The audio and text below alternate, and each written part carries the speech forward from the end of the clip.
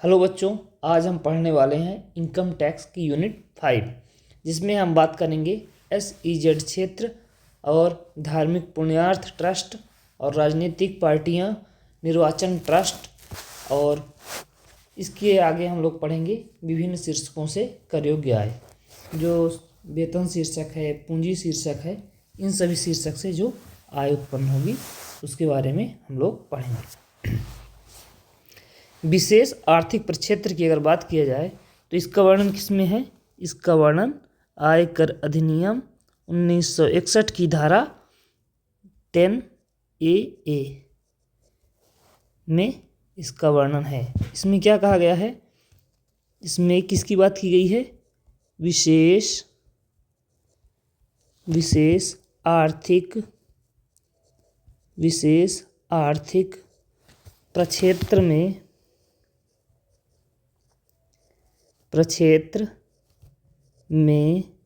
स्थापित नवीन इकाई के लिए कर मुक्ति। नवीन इकाई के लिए कर मुक्ति के लिए कर मुक्ति किसके लिए? नवीन इकाई के लिए। कहाँ? विशेष आर्थिक क्षेत्र में स्थापित अगर कोई नवीन इकाई है उसमें किन कंडीशन में कर मुक्ति दी जानी है। इसमें क्या है? 1 अप्रैल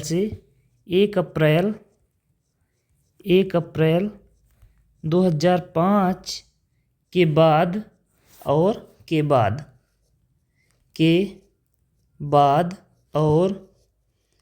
1 अप्रैल 2020 1 अप्रैल 2020 से पहले जो इकाइयाँ स्थापित की गई है, पहले जो नई इकाइयाँ स्थापित की गई है, स्थापित की गई हैं उनके लाभ के संबंध में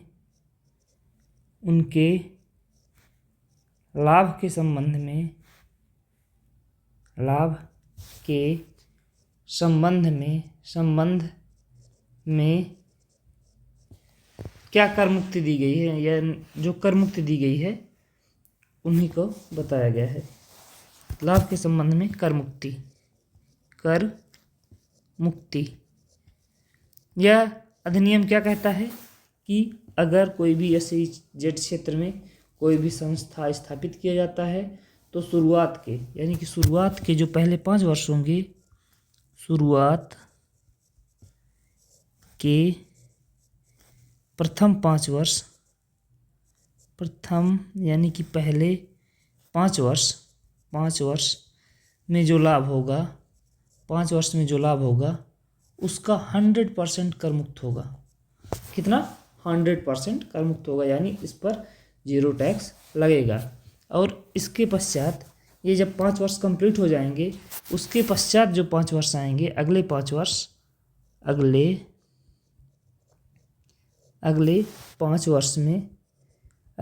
वर्ष में जो लाभ होगा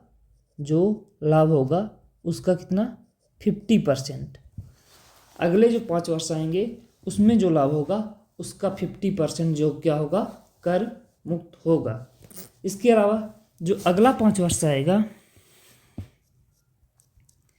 अगले 5 वर्ष में अगर कोई लाभ होता है और वह लाभ क्या होता है? जो पिछले 5 वर्षों में हुआ है उससे कम होता है और उसे कहाँ हस्तांतरित कर दिया जाता है? लाभ हानि खाते में हस्तांतरित कर दिया जाता है, तो उस पर टैक्स नहीं लगाया जाएगा। अगर पिछले 5 वर्ष में, अगले 5 वर्षों में क्या होता है? 11वें वर्ष में यदि 50% से कम लाभ होता है, से कम लाभ होता है होता है और लाभ को लाभ हानि खाते में लाभ हानि खाते में डेबिट कर दिया जाता है। खाते से रिजर्व खाते यानी विशेष संचय खाते में विशेष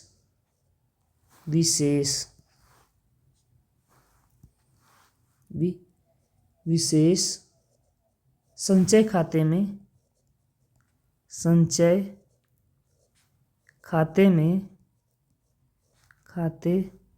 में हस्तांतरित कर दिया जाता है। हस्तांतरित कर दिया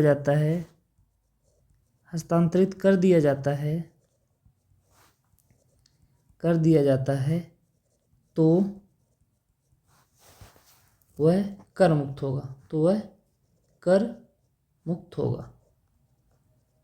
यदि कोई भी पैसा है और वह जो पिछले 5 वर्षों में लाभ हुआ है उन्हीं प्रति ईयर लाभ से जो है 50% जो लाभ होता था उससे कम अगर लाभ हो रहा है और लाभ हानि खाते से उस पैसे को कहाँ ट्रांसफ़र किया जा रहा है, विशिष्ट संचय खाते में ट्रांसफ़र किया जाता है, तो ये भी आयकर मुक्त होगा। नेक्स्ट की हम बात करें अगर, तो नेक्स्ट क्या है, पुण्यार्थ एवं धार्मिक ट्रस्ट। पुण्यार्थ और धार्मिक ट्रस्ट, इसका वर्णन कहाँ है? इसका वर्णन आयकर अधिनियम 1961 की धारा किसमें है? धारा 11 और 12 में। 11 और 12 में क्या है? जो पुण्यार्थ या कोई धार्मिक ट्रस्ट है उससे अगर कोई भी पैसा प्राप्त हो रहा है उसके संबंधित किसमें है? धारा 11 और 12 में है। क्या है इसमें? पुण्यार्थ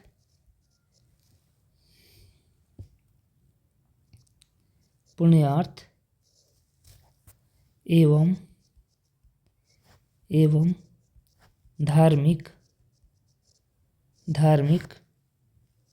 ट्रस्ट की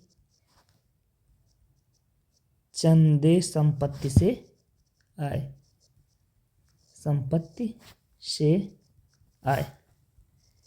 धारा 11-12 में क्या है? अगर कोई पुण्यार्थ या धार्मिक ट्रस्ट है उसके चंदे से अगर कोई पैसा प्राप्त हो रहा है क्या कहलाएगा? धार्मिक। धारा 11-12 के अंतर्गत वो कर मुक्त होगा। तो ऐसे कहाँ से पैसे प्राप्त किए जा सकते हैं? वैसे तो अगर कोई भी धार्मिक या पुण्यार्थ संस्था है उसको धार्मिक कार्य करने के उद्देश्य से अगर जो भी पैसा कमाती है, चाहे वो पैसे से हो, व्यापार से हो, कहीं से भी हो, संपूर्ण आय कर मुक्त होगी। नेक्स्ट धारा 13। धारा 13A जो महत्वपूर्ण धाराएं हैं उन्हीं को हम लोग देख रहे हैं क्योंकि ये पेपर के दृष्टि से बहुत ही महत्वपूर्ण है। धारा 13A में क्या है? राजनीतिक पार्टियों की आय। राजनीतिक पार्टियों की आय।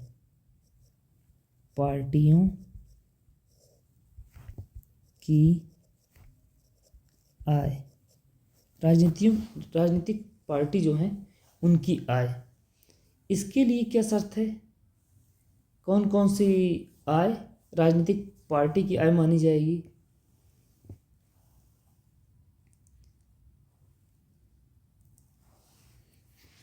राजनीतिक पार्टी की आय, इसके लिए कुछ शर्तें हैं। पहली शर्त क्या है?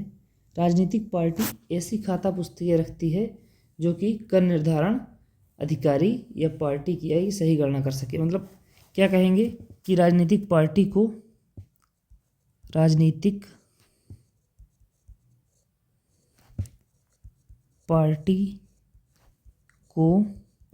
क्या करना होगा?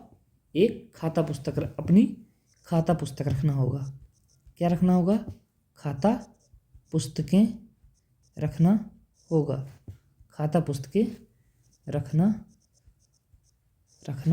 होगा। जो उनकी इनकम हो रही है उसकी खाता पुस्तकें रखनी होगी, जिससे कि आयकर अधिकारी द्वारा या कर निर्धारण अधिकारी द्वारा आय की गणना की जा सके, जिसके माध्यम से जिससे कर निर्धारण अधिकारी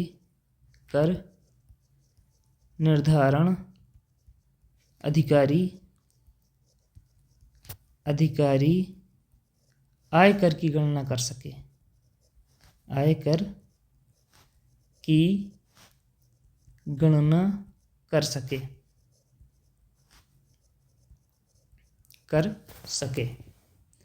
दूसरा क्या है, यह आवश्यक है कि 20,000 से अधिक जो चंदा है वो अगर कोई देता है तो उसका लेखा और उनका नाम लेखों में शामिल किया जाना चाहिए। सेकंड क्या है, अगर पार्टी को या अगर नहीं, यदि ज़्यादा सही है, यदि पार्टी को कोई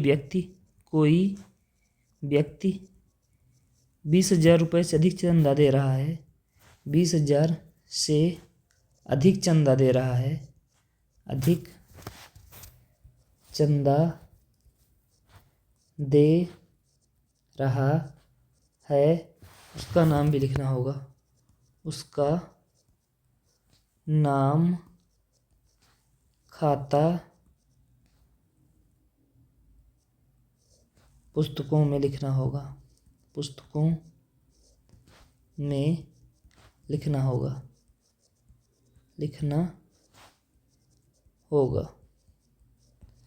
क्या करना होगा, यदि कोई भी व्यक्ति किसी भी पार्टी को चंदा के रूप में 20,000 से अधिक देता है तो क्या करना होगा, उसका नाम भी पुस्तकों में शामिल करना होगा, नाम के साथ साथ पता भी शामिल करना होगा। और राजनीतिक पार्टी को एक सीए अंकेक्षण के लिए सीए भी रखना होगा, या क्या कह सकते हैं, जो अंकेक्षण का कार्य है एक सीए के द्वारा किया जाना चाहिए। अंकेक्षण का कार्य चार्टर्ड अकाउंटेंट के द्वारा किया जाना चाहिए। अगर ये सभी शर्तें पूरी होती हैं तभी धारा 13A के तहत राजनीतिक पार्टियों की जो आय है उस पर आयकर की छूट मिलेगी, अन्यथा आयकर की छूट नहीं मिलेगी। और उन्हीं पार्टियों को मिलेगी जो कहाँ, निर्वाचन आयोग में पंजीकृत होंगे, यानी कि पंजीकृत पार्टियों को, पंजीकृत पार्टियों को ये छूट उन्हीं को मिलेगी जो पंजीकृत पार्टियां हैं। और ये नियम भी किसके ऊपर लागू होते हैं, जो कि पंजीकृत पार्टियां होती हैं। नेक्स्ट है अगला टॉपिक, बहुत ही महत्वपूर्ण है, ये कई बार पूछा भी गया है। ये पूछे जाते हैं राजनीतिक पार्टियों की आय जो होती है और निर्वाचन ट्रस्ट की जो आय होती है, ये दोनों मिलते जुलते हैं, इसलिए ज़्यादातर यहाँ से सवाल पूछा जाता है। तो निर्वाचन ट्रस्ट की जो आय होती है वो किस में है, आयकर अधिनियम 1961 की धारा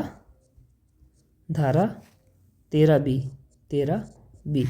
इसमें क्या है, निर्वाचन ट्रस्ट की आय है, क्या है, निर्वाचक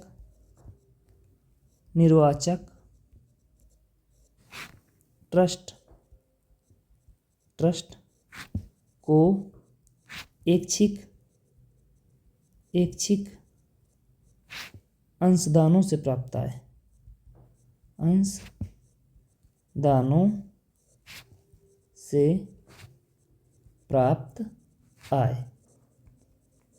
ऐच्छिक अंशदानों से अगर कोई आय प्राप्त होती है वो क्या कहलाएगी, 13B के अंतर्गत रखी जाएगी। और किस कंडीशन में संपूर्ण कर मुक्त होगी, अगर कोई भी निर्वाचक ट्रस्ट क्या है, गत वर्षों में लाए गए अंशदानों का, यानी गत वर्ष में आय का क्या करे, गत वर्ष की आय का 95% क्या करे, पंजीकृत राजनीतिक पार्टियों को वितरित कर दे। क्या कर दे, पंजीकृत राजनीतिक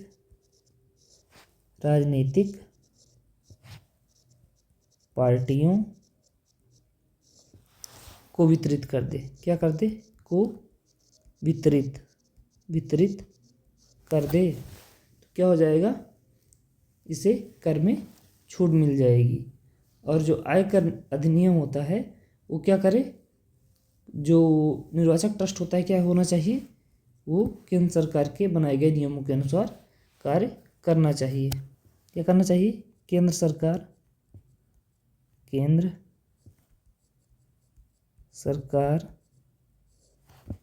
के नियमों के अनुसार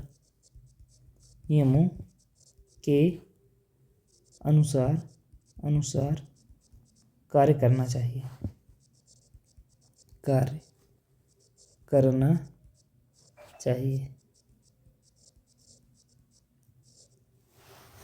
ठीक है। हम लोगों ने आज क्या ज़्यादा तो नहीं पढ़ा है, थोड़ा सा भी देखे हैं। क्या क्या देखे हैं हम लोग, सबसे पहले देखे हैं धारा 10 AA, जो कि एक विशेष आर्थिक क्षेत्र में नवीन इकाइयाँ जो स्थापित की जाती है, NESEZ क्षेत्र में जो इकाइयाँ स्थापित की जाती हैं यानी उपक्रम स्थापित किए जाते हैं, वो 1 अप्रैल के बाद के होने चाहिए और 1 अप्रैल 2005 के बाद के होने चाहिए और 1 अप्रैल 2020 के पहले के होने चाहिए। जो कि नई इकाइयाँ स्थापित की जाती है उनके संबंध में लाभ की बात करता है, यानी कर में छूट की बात करता है। और कब, अगर शुरुआत के पहले 5 वर्ष जो होते हैं उन पर 100% कर मुक्त होता है और सेकंड जो 5 वर्ष होते हैं यानी कि 6वें वर्ष से 10वें वर्ष तक उस पर 50% टैक्स की बात होती है। और जो अगले 5 वर्ष होते हैं उसमें कुछ छूट या 50% छूट की बात की जाती है। अगर कोई भी संस्था क्या है अपने पिछले वर्षों के लाभों का 50% प्राप्त करता है और अपने लाभ को विशेष संचय खाते में क्रेडिट कर देता है तो। और फिर अगला क्या है, धारा 11 और 12, इसमें हम पुण्यार्थ या धार्मिक ट्रस्टों के चंदे से आय जो संपत्तियां होती हैं उन पर उस पर बात करता है। और ये कहता है कि अगर कोई भी पैसा पुण्यार्थ कार्यों के लिए या धार्मिक कार्यों के लिए प्रयोग किया जाता है तो वह संपूर्ण करमुक्त होगा। फिर उसके बाद क्या है, धारा 13A, यह राजनीतिक पार्टियों की आय की बात करता है जो कि कर मुक्त होगी। कौन कौन सी कब होगी, इसके लिए कुछ कंडीशन दी गई हैं। तो अगर कोई भी राजनीतिक पार्टी अपनी खाता पुस्तकें रखती है और जिससे कि आयकर अधिकारी उसकी गणना आसानी से कर सके, और यदि कोई पार्टी है उसमें कोई व्यक्ति 20,000 रुपये से अधिक चंदा दे रहा है तो उसका नाम पता लिखना होगा पुस्तकों में। और जो पार्टी है अपने खातों का परीक्षण किसके द्वारा करवाना चाहिए, अंकेक्षण किसके द्वारा करवाना चाहिए, CA के द्वारा किया जाना चाहिए। और जो पार्टी होती है वो क्या होनी चाहिए, पंजीकृत पार्टी होनी चाहिए। फिर क्या है 13B, 13B क्या कहता है, निर्वाचन ट्रस्ट जो है ऐच्छिक अंशदानों की प्राप्त आय है। इसमें निर्वाचन ट्रस्ट को जो पैसा मिलता है उसकी बात है। तो जो पिछले वर्ष में अगर किसी निर्वाचन ट्रस्ट को पैसा मिला है जितना, उसका 95% अगर वो पंजीकृत पार्टियों में वितरित कर देता है तो उसे 0% टैक्स देना होगा। और ऐसे ही निर्वाचन ट्रस्टों पर ये लागू होगा जो कि केंद्र सरकार के नियमों के अनुसार कार्य कर रहे हैं। इसके अलावा अब हम लोग नेक्स्ट क्या पढ़ेंगे, विभिन्न शीर्षकों के अंतर्गत कर योग्य आय की गणना। क्या पढ़ेंगे, विभिन्न शीर्षकों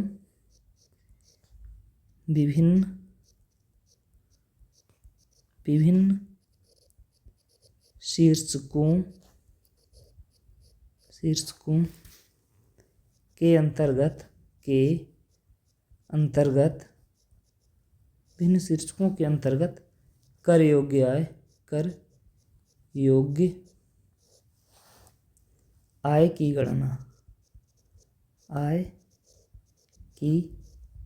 गणना। जो कर योग्य शीर्षक है, जो शीर्षक है प्रमुख, जैसे वेतन शीर्षक, पूंजी लाभ शीर्षक, इन सभी शीर्षकों के अंतर्गत लाभ की गणना कैसे किया जाएगा। इसमें मुख्य 5 शीर्षक हैं और इसका वर्णन किस में है? आयकर अधिनियम। इसका वर्णन किस में है? आयकर अधिनियम 1961 की धारा 14 में। धारा 14 में क्या है? विभिन्न शीर्षकों से आय। इसमें क्या है? विभिन्न शीर्षकों से आय। विभिन्न शीर्षकों से आय। आयकर अधिनियम 1961 की धारा 14 में यह है। इसमें प्रमुख शीर्षक कौन कौन से हैं? इसमें मुख्य रूप से 5 शीर्षक हैं। 5 शीर्षक हैं जिनसे आय की गणना की जाती है। पहला क्या है? वेतन से आय। पहला क्या है? वेतन से आय। वेतन से आय। वेतन से आय जो है ये किस में है? वेतन से आय आयकर अधिनियम 1961 की धारा 15 से 27। 15 से 27 जो वेतन से शीर्षक से आय है उसका वर्णन क्या है? आयकर अधिनियम 1961 की धारा 15 से 27 तक किया गया है। सेकंड क्या है? मकान संपत्ति से आय। किससे? मकान संपत्ति से आय। मकान संपत्ति से आय इसका वर्णन कहाँ है? आयकर अधिनियम 1961 की धारा 22 से लेकर, ये 15 से लेकर 17 है। 27 नहीं, 15 से लेकर 17 तक वेतन शीर्षक से जो आय है 15 से 17 तक है। और मकान संपत्तियों से जो आय है वो धारा 22 से लेकर 27। आयकर अधिनियम 1961 की धारा 22 से लेकर 27 तक क्या है? मकान संपत्ति से आय। थर्ड क्या है? व्यवसाय। किसी भी व्यवसाय और पेशे से आय। पेशे के लाभ एवं प्राप्तियां। लाभ और प्राप्तियां। कोई भी व्यवसाय या पेशा से जो लाभ एवं प्राप्तियां होती हैं उससे ये संबंधित है, जो कि धारा किसमें है? 28 से लेकर 28 से लेकर कितने तक है? 44 DA। व्यवसाय और पेशे से जो लाभ होता है, लाभ या प्राप्तियां होती हैं, उसका वर्णन किसमें है? आयकर अधिनियम 1961 की धारा 28 से लेकर 44 DA तक इसका वर्णन है। नेक्स्ट क्या है? पाँचवीं है। पाँचवें से पहले चौथा, 5 टोटल है जिसमें से चौथा क्या है? पूंजी लाभ। चौथा क्या है?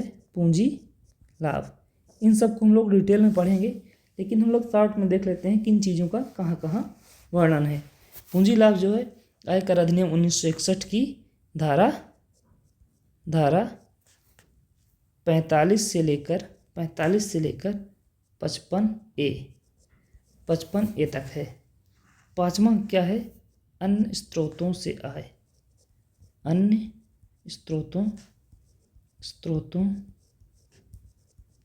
स्रोतों से आय।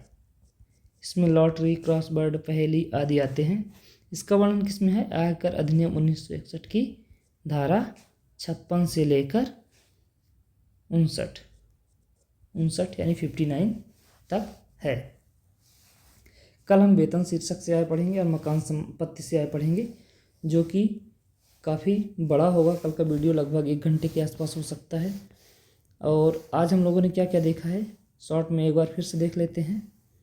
आज हम लोग पढ़ रहे हैं धारा 10A, जिसमें हम पढ़े हैं विशेष आर्थिक प्रक्षेत्र में स्थापित संस्थाएं, जो कि 1 अप्रैल 2005 के बाद और 1 अप्रैल 2020 से पहले जो इकाइयाँ स्थापित की गई हैं उन पर लागू होता है। और इसमें कहा गया है कि प्रथम जो 5 वर्ष होते हैं उसमें 100% कर की छूट होती है। फिर अगले जो 5 वर्ष आएंगे उसमें 50% कर में छूट होगी। और जो अगले 5 वर्ष आएंगे उस पर अगर लाभ हो रहा है और पिछले वर्ष की तुलना में 50% कम लाभ हो रहा है, तो जो लाभ होता है उसको अगर लाभ हानि खाते से विशेष संचय खाते में ट्रांसफ़र कर दिया जाता है तो ही कर मुक्त होगा। फिर नेक्स्ट क्या है, नेक्स्ट है धारा 11 और 12। इसमें क्या है, पुण्यार्थ एवं धार्मिक जो ट्रस्ट होते हैं उनको चंदे संपत्ति से जो आय होती है उसके बारे में लिखा गया है कि यदि कोई भी चंदा, अगर कोई चंदे से आय होती है धार्मिक कार्य के लिए या पुण्यार्थ कार्यों के लिए, अगर चंदे से आय होती है या पैसे से आय होती है या किसी भी तरीके से आय होती है तो वह 100% कर मुक्त होगी। फिर धारा 13A में राजनीतिक पार्टियों की आय। राजनीतिक पार्टियों की आय कर मुक्त कब होगी, इसके लिए कुछ शर्तें दी गई हुई हैं। उन शर्तों को अगर राजनीतिक पार्टियां पूरा करती हैं तो वो क्या होगी, कर मुक्त होगी। जिसमें से पहली शर्त क्या है कि जो खाता पुस्तकें होती हैं वो बनी हुई होनी चाहिए, जिससे कि कर अधिकारी जो होता है उसकी गणना आसानी से कर पाए। इसके अलावा अगर कोई भी व्यक्ति 20,000 रुपये से अधिक चंदा देता है तो उसका नाम और पता लिखना होगा। साथ में अपने खातों का अंकेक्षण CA के द्वारा कराना होगा। इन्हीं कंडीशन पर इन्हें कर से छूट प्राप्त होती है, अन्यथा नहीं। और साथ में अगर कोई भी राजनीतिक पार्टी हो वो पंजीकृत होना चाहिए, निर्वाचन आयोग के द्वारा पंजीकृत होना चाहिए।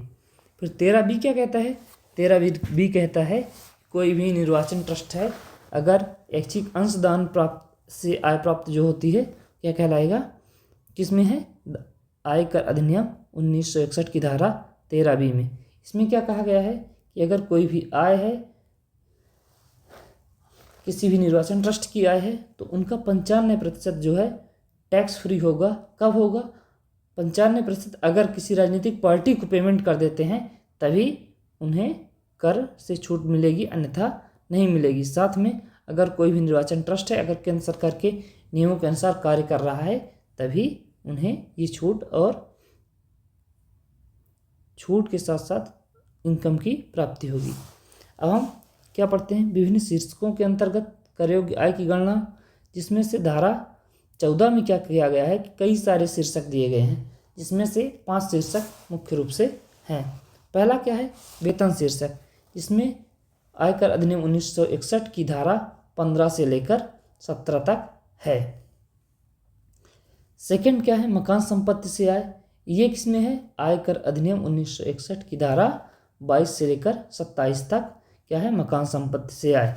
और थर्ड क्या है, व्यवसाय एवं पैसे के लाभ, क्या है, व्यवसाय और पैसे के लाभ और प्राप्तियाँ, ये कहाँ है, आयकर अधिनियम 1961 के धारा 28 से लेकर 44 DA तक।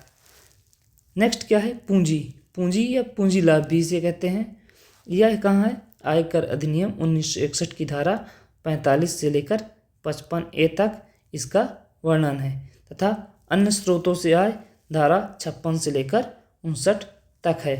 अन्य स्रोतों से आय बहुत सारे स्रोत हैं, जैसे लॉटरी है, जुआ है, क्रॉसवर्ड, पहेली इत्यादि जो हैं ये अन्य स्रोतों से आय माने जाते हैं। कल हम जो पढ़ेंगे वेतन शीर्षक से आय और मकान संपत्ति से आय, जिनमें हम लोग देखेंगे, कैलकुलेट करेंगे कि किस तरीके से हम वेतन से जो आय होती है उसमें इनकम टैक्स कैलकुलेट करते हैं। और बहुत सारे भत्ते होते हैं जिनमें कर की छूट प्रदान की जाती है, तो किन किन भत्तों में कितना कितना कर की छूट और छटनी छतपूर्ति आदि सारी चीज़ें दी जाती हैं। आज के लिए बस इतना ही। अगर वीडियो आपको पसंद आ रहा हो तो वीडियो को लाइक कर दीजिए और चैनल को सब्सक्राइब कर दीजिए, क्योंकि मैं ज़्यादा बोलता भी नहीं सब्सक्राइब करने के लिए। मुझे पता है कि अगर आपको वीडियो पसंद आएगा तो आप लोग चैनल को सब्सक्राइब ज़रूर करेंगे, क्योंकि ये पार्ट वाइज पार्ट लगातार आपको पूरी की पूरी सिलेबस के अनुसार पूरा वीडियो दिया जाएगा, इसलिए ये आपके लिए बहुत ही महत्वपूर्ण होगा। तो आप चैनल को सब्सक्राइब ज़रूर कीजिएगा।